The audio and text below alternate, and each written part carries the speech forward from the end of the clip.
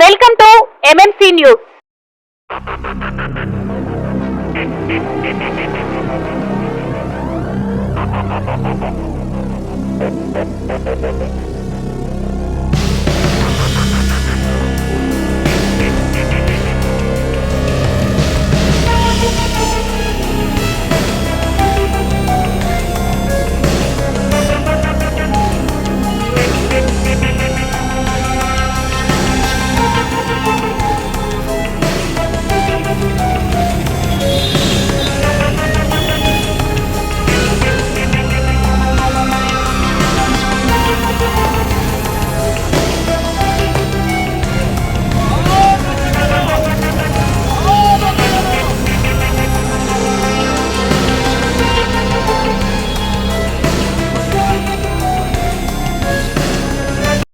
రాజకీయ ప్రస్థానం ఎలా ఉండబోతుంది భవిష్యత్తులో?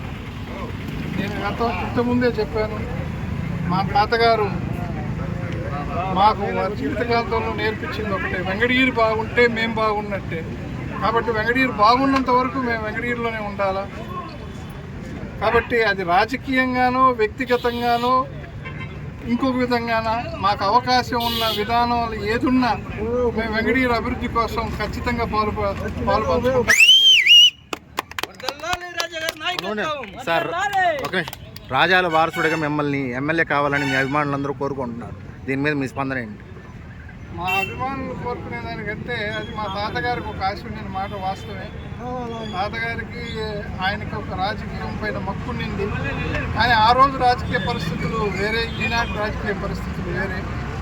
కాబట్టి వెంకటగిరి మేలు కోసం ఏ విధంగా నేను పనికొస్తే ఆ విధంగా పనిచేయాలని.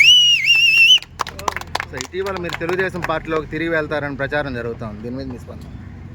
రాజకీయంలోనే మేమంత యాక్టివ్గా లేనప్పుడు పార్టీలు అనేవి మాకు ముఖ్యం కాదు. వెంకటగిరి అభివృద్ధి, వెంకటగిరి ప్రజల క్షేమం ముఖ్యం కాదు. వెంకటగిరి ప్రజల క్షేమమే మా మార్గం.